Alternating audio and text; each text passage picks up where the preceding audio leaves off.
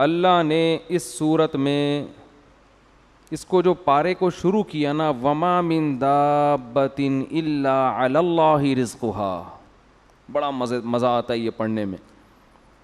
زمین پہ چلنے والی جتنی مخلوق ہیں، چاہے خشکی میں یا سمندر میں، سب کا رزق کس کے ذمے ہے؟ اللہ کے اوپر ہے، اللہ کے ذمے ہے. وَيَعْلَمُ مُسْتَقَرَّهَا وَمُسْتَوْدَعَهَا، سب کے ٹھکانوں کو بھی وہ جانتا ہے. بعض لوگ کہتے ہیں کہ پھر بھوکے بھی تو لوگ مرتے ہیں. اگر سب کا رزق اللہ کے ذمے ہے تو پھر بھوکے لوگ، کچھ جانور بھی بھوکے مر جاتے ہیں. قرآن مجید میں جہاں بھی اس طرح کے کلام ہے نا کہ اللہ رزق دیتا ہے یا اللہ کے ذمے ہے یا یہ کرو گے تو رزق ملے گا، تو وہ تمام باتیں اللہ کی مشیت کے ساتھ متعلق ہیں. مشیت کا مطلب یہ ہے کہ جب اللہ چاہتا ہے.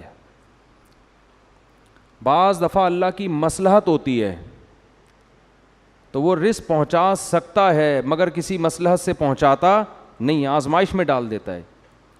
تو ان آیتوں کا مطلب یہ ہے کہ اللہ کے نظام میں خرابی نہیں ہے یا اللہ کی ذات میں خرابی نہیں ہے. بعض دفعہ جان بوجھ کر اللہ کسی کو آزمائش میں ڈال کے بھوک سے مار دیتا ہے، کیونکہ یہ بھی موت کا ایک طریقہ ہے. جیسے اللہ کسی کو ایکسیڈنٹ میں مار دیتا ہے، اللہ کسی کو بخار سے مار دیتا ہے، کسی کو وبا سے مار دیتا ہے، تو اللہ کسی کو بھوک سے بھی مار دیتا ہے. تو اس کا مطلب ہے کہ اللہ کا نظام خراب نہیں ہے، کوئی یہ آٹومیٹیکلی نہیں ہو رہا سب کچھ جو کچھ ہو رہا ہے.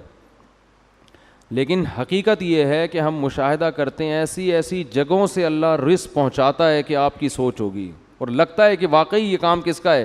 اللہ کا. میں اکثر ایک واقعہ اپنا بیان میں سناتا رہا ہوں، بہت پہلے، پرانا ہو چکا ہے، پرانے لوگوں نے سنا ہے، نئے لوگ نہیں سنا، لیکن مجھے بڑی عبرت ہوئی تھی اس واقعے سے. میں گلشن اقبال میں رہتا تھا تو ہمارے صحن میں بلی نے بچے دے دیے. اور آپ کو پتہ ہے مائیں جب بچوں کو فیڈ کراتی ہیں نا تو بہت زیادہ ان کی انرجی سرو ہوتی ہے، ان کو بھوک بہت لگتی ہے، ان کو پہلے سے ڈبل خوراک چاہیے ہوتی ہے.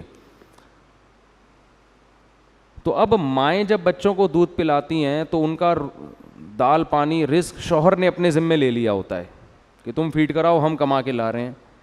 جبکہ بلیوں کے ہاں یہ سسٹم نہیں ہے کہ بلا جو ان بچوں کا ذمہ دار ہے وہ بلی کا نان نفقہ اپنے ذمے لے لے. بلوں کے ہاں ایسا سیٹ اپ بولو بھائی نہیں، ٹھیک ہے نا، تبھی تو وہ بلے ہیں، انسان نہ ہوتے ورنہ. تو بلی نے بچے دیے. اب بلی جب بچے دیتی ہے تو اس کو بہت حفاظت کرنی پڑتی ہے اپنے بچوں کی. شروع میں تو بہت زیادہ دائیں بائیں نہیں جا سکتی وہ. اب وہ رزق کی تلاش میں زیادہ دور نکلے گی تو اس کو ڈر ہوتا ہے میرے بچوں کو بلا نہ کھا جائے یا کوئی اور نہ پکڑ لے. تو اب اس کی خوراک کی ضرورت ہو گئی ڈبل، اور جاب کے لیے اس کے پاس ٹائم ہو گیا کم. الٹا کام ہو گیا نا، دونوں طرف سے ٹینشن. لیکن اب بچوں کو اس نے فیڈ کرانی ہے، خوراک ڈبل چاہیے، ٹائم ہے ہی نہیں اس کے پاس خوراک لینے کے لیے. تو میں یہ دیکھ رہا تھا، میں نے کہا یار یہ سارا دن تو ادھر پڑی رہتی ہے بچوں کی حفاظت میں، کھانے پینے کا ٹائم. میں نے کوئی پالی بھی نہیں تھی کہ اس کا ٹھیکہ میں نے لیا. وہ ہمارا جو گیرج تھا نا، گیراج، اس میں اس نے دیے ہوئے تھے بچے. تو خیر میرے ذہن میں آیا ہم کھلا دیں گے، لیکن اس وقت تک ایسا کوئی سیٹ اپ تھا نہیں ذہن میں کہ بلی کو پال لو، تھوڑا ڈال دو، وہ تو پھر کمبل ہو جاتی ہے، وہ تو آپ کو پتہ ہے نا، بچوں سمیت بیٹھ جائے گی وہیں ٹھیا لگا کے. تو اتنا فری کرانے کے موڈ میں تھے نہیں میں. تو میرے رشتہ داروں کی دعوت تھی عید کے دن ہمارے گھر میں. تو سب کو ہم نے گھر میں بلایا ہوا تھا، والدہ کو بھی اور بھائی بہنوں کو بھی نا. عید کے دن میرے گھر میں سب نے کہا تھا کہ بھئی عید اس دفعہ صبح کہاں گزاریں گے؟ یہ مولانا صاحب کے گھر میں. تو میں گوشت خریدنے چلا گیا. بکرے کا گوشت میں لے کر آیا، چھیچڑے ہٹا کے، بہت صاف ستھرا خاندانی قسم کا گوشت. اور وہ شاپر میں پیک کرا کے بائک پہ میں گلی میں بائک کھڑی کر کے حسب معمول گوشت وہیں چھوڑ کے بھولے سے ہم گھر میں آ گئے. میرے ساتھ یہ بہت ہوتا رہتا ہے، ٹھیک ہے نا. گوشت ہمارا کہاں لٹکا ہوا ہے، بائک پہ لٹکا، اور ہم بھول ہی گئے کس سلسلے میں جانا ہوا تھا اور کس سلسلے میں آ رہے ہیں. تو گھر والوں نے کہا بھائی آپ کو بھیجا تھا گوشت لینے کے لیے. میں نے کہا او بھائی مجھے ابھی یاد آیا، او ہو میں جیسا ہی گیا ہوں اتنا ٹائم گزر چکا تھا کہ بلی خلال کر رہی تھی دانتوں میں بیٹھ کے. جیسے ہم کھا لیتے ہیں نا تسلی سے، طبیعت سے پھوڑ پھاڑ کے، آخر میں جمائیاں لے رہے ہوتے ہیں اور وہ دانتوں کو نا یوں یوں کر رہے ہوتے ہیں. تو بلی جو ہے نا طبیعت سے وہ گوشت کھا کے پیٹ بھرا ہوا تھا اس کا، اور زبان سے خلال کر رہی تھی. ایسے خلال نہیں کر رہی تھی یوں کر کے بالکل، بھائی اب مزید حاجت نہیں، اب آپ لے جانا چاہیں تو لے جا سکتے ہیں. بہت شکریہ آپ کا، آپ نے ہمیں بکرے کا ایسا تازہ گوشت کھلایا، فل طبیعت سے کھایا اس نے.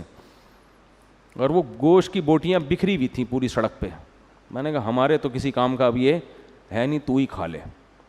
جیسے ایک آدمی جنگل میں گیا نا قضائے حاجت کے لیے، تو کہیں کھائی میں گیا ہے، دیکھا وہاں شیر بیٹھا ہوا تھا. کہتا ہے اب تو ہی کر لے، ہماری تو ویسے ہی نکل گئی ہے. ہمیں اب کرنے کی ضرورت نہیں، اب تو ہی کر لے. ٹھیک. تو اس وقت مجھے اندازہ ہوا کہ بھائی وما من دابۃ الا علی اللہ رزقھا، جتنے زمین میں چوپائے جانور چل رہے ہیں نا، روزی کس کے ذمے ہے؟ اللہ کے ذمے. اللہ اس کو یہی پہنچا رہا ہے کہ تو بچوں کی کیئر کر. ابھی عید آ رہی ہے، مفتی صاحب تیرے لیے بکرے کا گوشت خرید کے تجھے کھلائیں گے. اور یہ ہوتا ہے. تو رزق جو ہے نا چھپڑ پھاڑ کے، دروازے پھاڑ کے آتا ہے. نبی صلی اللہ علیہ وسلم نے فرمایا الا وان نفسا لن تموت حتی تستکمل رزقا، کوئی نفس، کوئی انسان ہرگز اس وقت تک مر نہیں سکتا جب تک اپنے مقدر کی روزی نہ کھا لے. وہ آپ کے جو آخری نوالا جب تک آپ کھاؤ گے نہیں نا، آپ کی موت نہیں آئے گی. اللہ نے ہر دانے پہ کھانے والے کا نام لکھا ہوا ہے، یہ تو کھائے گا. مقدر انسان کو کھینچ کے کہاں لے کے جاتا ہے. ڈاکومنٹریز میں دیکھتا ہوں بہت تو جنگلوں کی، تو اس میں آپ نے دیکھا ہوگا شکار مگرمچھ کر رہا ہے، لے کے کون جا رہا ہے؟ شیر. کبھی شکار شیر کر رہا ہے اور مگرمچھ چھین کے جا رہا ہے. محنت کوئی کر رہا ہے، فائدہ کوئی اور اٹھا رہا ہے. تو جنگلوں میں بھی سب کو رزق مل رہا ہے، وہ اس کو کھا رہا ہے، وہ اس کو کھا رہا ہے، وہ اس کو کھا رہا ہے.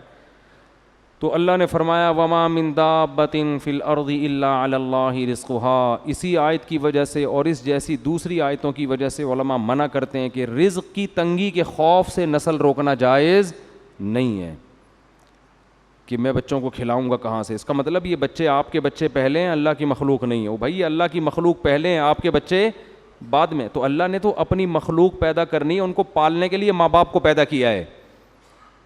یہ ایک امانت ہے جو اللہ والدین کے حوالے کرتے ہیں کہ میری مخلوق ہے، تم پالو اس کو اور تمہیں بھی اس سے فائدے پہنچاؤں گا. آپ کہتے ہیں اللہ کی نہیں ہے، یہ تو میرے بچے ہیں، میرے ذمے، میرے ذمے. کیسے بچہ پیدا ہوتے ہی ماں کی چھاتیوں میں دودھ آ جاتا ہے؟ اتنی بڑی دلیل کہ یہ کس کے ذمے ہے؟ اللہ کے. بیوقوف یہ سمجھتا ہے کہ صرف دودھ آ سکتا ہے اور کچھ نہیں. عقل مند یہ سمجھتا ہے کہ ابھی چونکہ دودھ کی ضرورت ہے اس لیے دودھ مل رہا ہے. تو یہ اس کی علامت ہے کہ جس چیز کی جب ضرورت ہوگی اللہ وہ انتظام کرے گا. سمجھتے ہو؟